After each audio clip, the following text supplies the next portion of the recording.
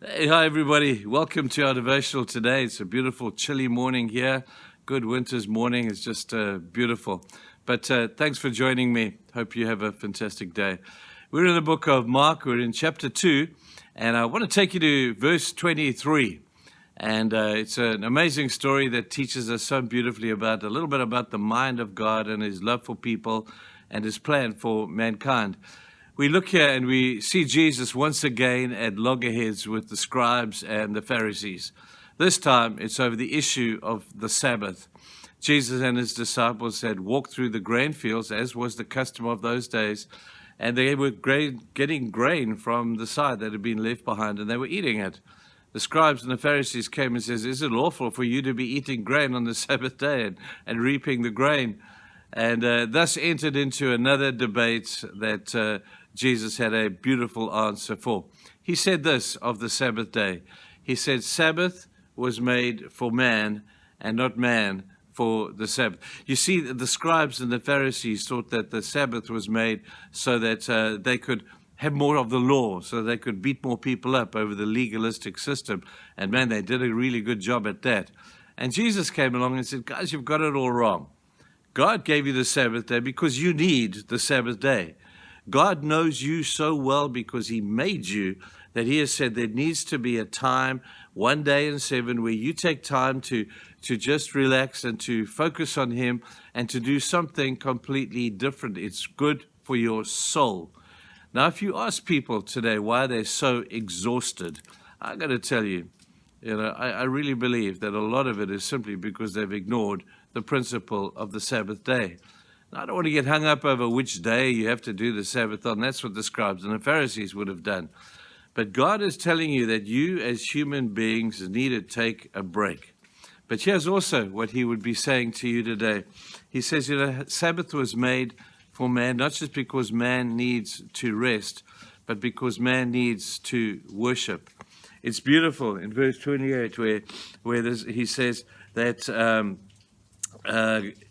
of Man is the Lord of the Sabbath. Jesus is the Lord of the Sabbath. You've got to ask yourself, a Sabbath without Jesus is just a day off.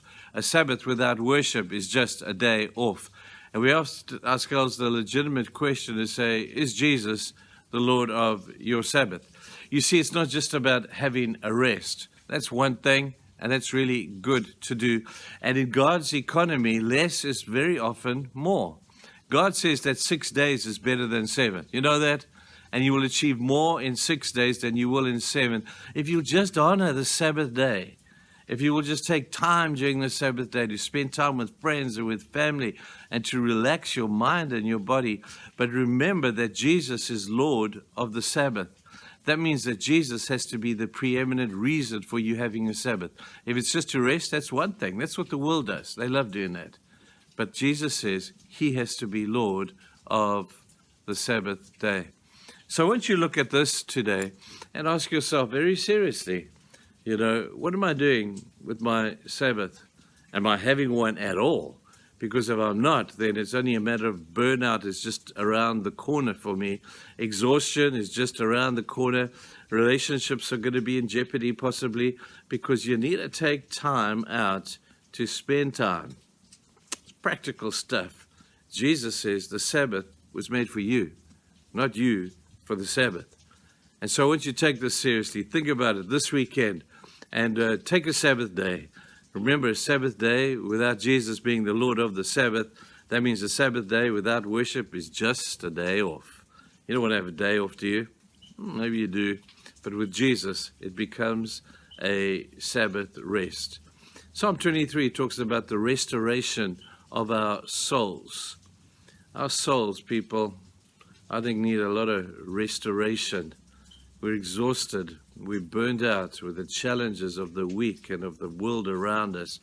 Let's take time on a regular basis to spend time in worship and in fellowship with other people because that's God's plan for you and for your well-being.